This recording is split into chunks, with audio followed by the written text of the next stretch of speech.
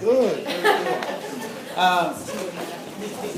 As a teacher, I hated those teachers that would go, be quiet! And all that kind of stuff. First of all, how many people were able to find two folks for each one of your circles? Please raise your hand. Okay. Cool. All right. So as you were walking around and you were looking at people's papers, were there things that you saw on someone else's paper and you were like, oh, why didn't I think of that? Or I could have put that on mine. What were some of those things? Friends. All right. Health. Art, health. Music. What's that? Education. Independence. Freedom. Justice. All right, cool. Was there anyone that had a totally blank paper where you weren't able to find? Okay, cool. She's raising her hand like. So how many people had a circle that was either difficult to find someone to sign, or actually you did not find anyone to sign? All right, what was one of yours, ma'am? My dad's health. Your dog's health? My dad. Your dad's health. All right. So health for your parents. If you value that, please raise your hand, even if it wasn't written on your paper. Okay, cool. Yes, ma'am. Autonomy. If you value autonomy, even if it wasn't written on your paper, please raise your hand. All right, cool. Was there, yes, ma'am?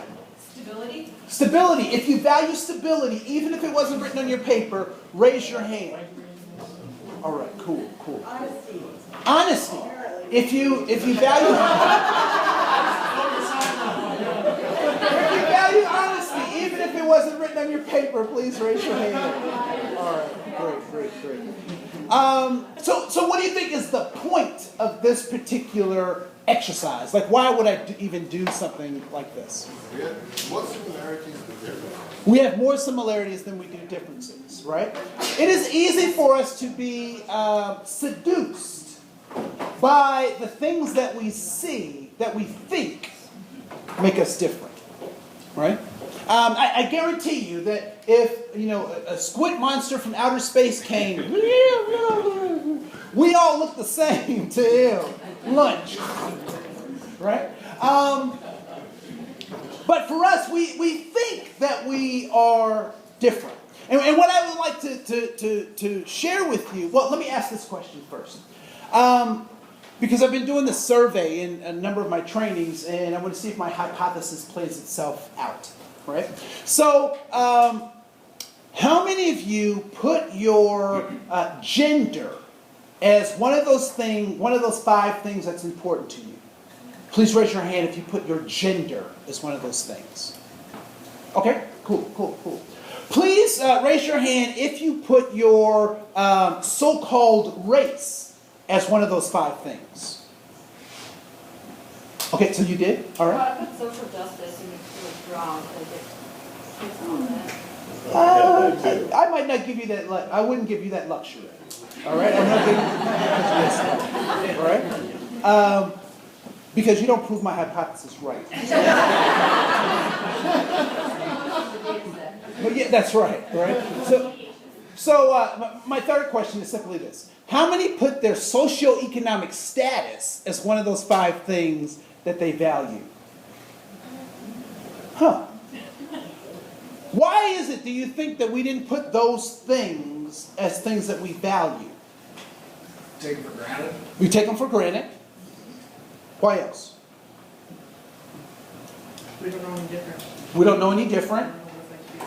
We just don't think of it. We just don't think of it. That's what other people see you as. As how other people see you. It doesn't seem like something somebody can take away from you either. And it doesn't seem like something someone can take away from you. And I would argue, because it's not that important. It's really not that important.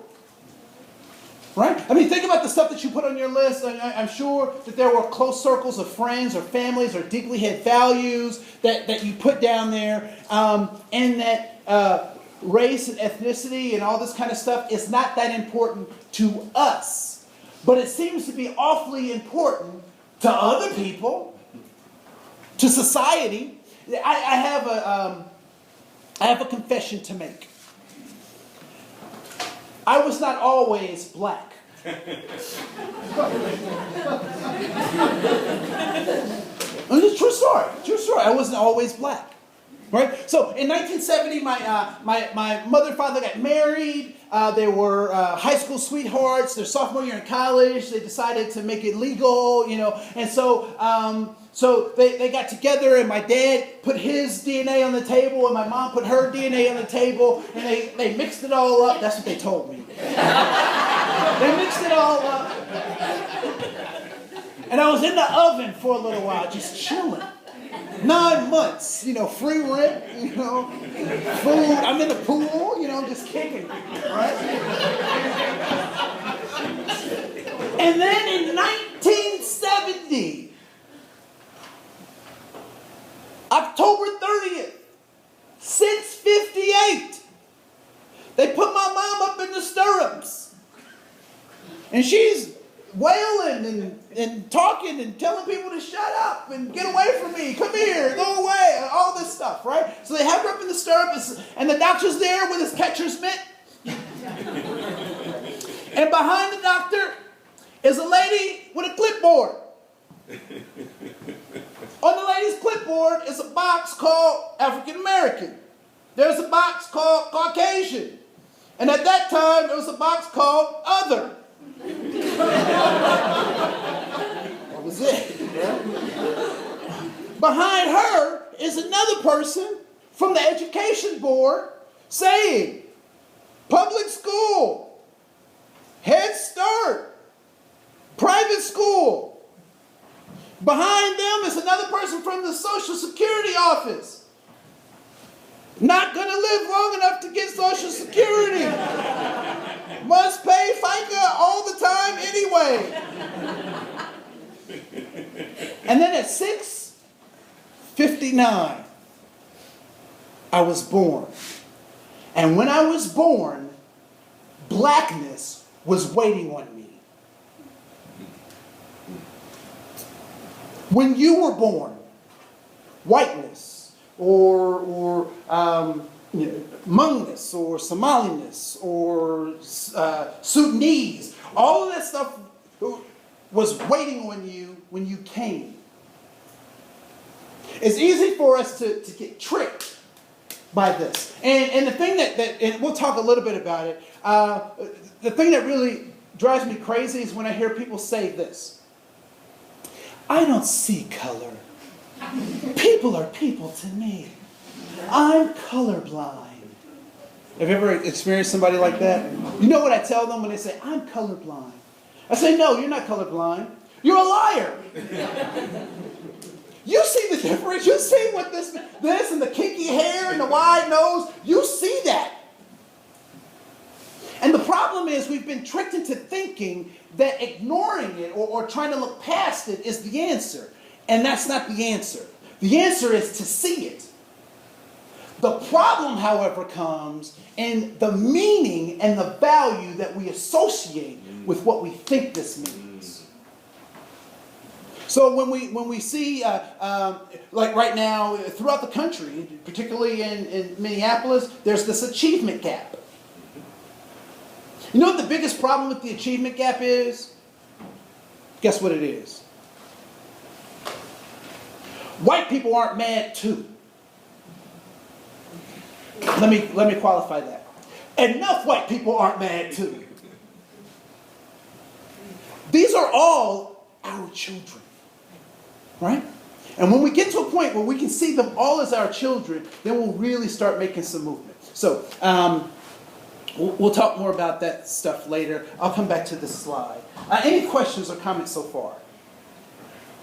Just, are you going to get to the root of emotions? Because emotions have a root and place that they come from. Yes, sir. Okay. And we're going to talk about how do we redirect those emotions. No,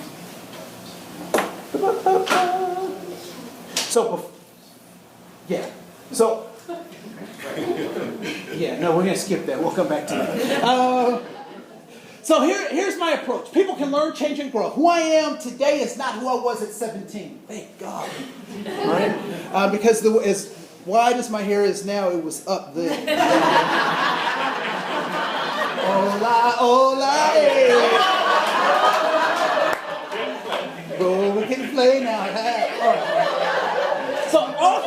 behavior is goal-directed, which means that everybody does something for a reason. One of the things that frustrates us when we work with little kids is that they'll do something that we told them not to, and then we'll ask them why they did it, and what's their response? You know, right? But we know because they have some kind of, their behavior is goal-directed. People do what makes sense to them, even if what? It doesn't make sense to you or I, right? But that's not a precursor to them making a decision. And attitude is a response to a goal. What have you been taught that an attitude is? What is an attitude? Anyone ever had an attitude? What's an attitude? Bad, I mean, it seems like you say it's a good attitude or you have a bad attitude. Okay, so people say it's a good attitude or a bad attitude. Your action towards something. It's your actions towards something. I heard someone else. Opinion? It's your opinion or your behavior. Outlook. It's your outlook. All right. Anything else? Because I would say that all of those are correct. However, for me, they were a bit incomplete. Because I mentioned earlier, my parents married when they were sophomores in college, which meant that we were experiments for all of their psychology classes. Right? So my parents tried all this alternative discipline and all sorts of stuff. Like, anybody ever have to hold dictionaries on one foot in a corner? Right? Yeah. That's why we're so buff, you know.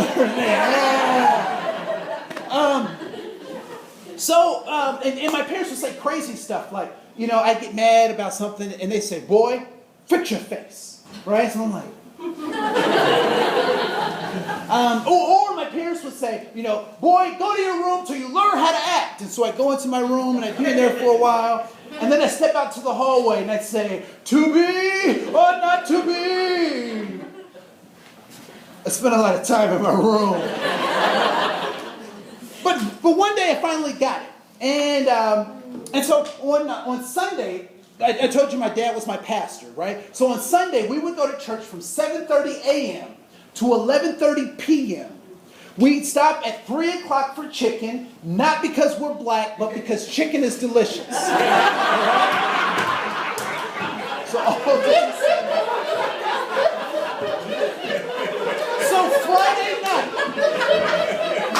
So Friday night, I asked my dad for the car, and what does my dad say? Because he loves me. What does he say? Son, just be careful. He says no. No, he says yes, he loves me. Right? So I get the keys, I hang out with my friends, I put gas in the car, I come home before curfew, and my father says I have what kind of an attitude? What kind of attitude? Good attitude. A good attitude, right? Because I'm before curfew, car's full, I have a good attitude. What do I say about my dad's attitude? Great. He also has a good attitude or a great attitude, right? So Friday night, I have a good attitude. My dad has a good attitude. Sunday, my best friend Dexter calls me at noon and says, Andre, can you pick me up for the movies? What do I know about Sunday? Church all day. Church all day. But I'm 17, I'm invincible, and Jesus is my friend. So I go up to my dad and I say, Dad, can I borrow the car? And what does my dad say? No. Not only does he say no, but he gives me a lecture about how I'm leading people to hell. Every negative consequence in my house was, you're going to hell. You didn't make your bed? Going to hell. Didn't take out the trash? Going to hell. Right? And so I say my dad has what kind of an attitude? A bad attitude. And what does he say about my attitude? That it is also a bad attitude.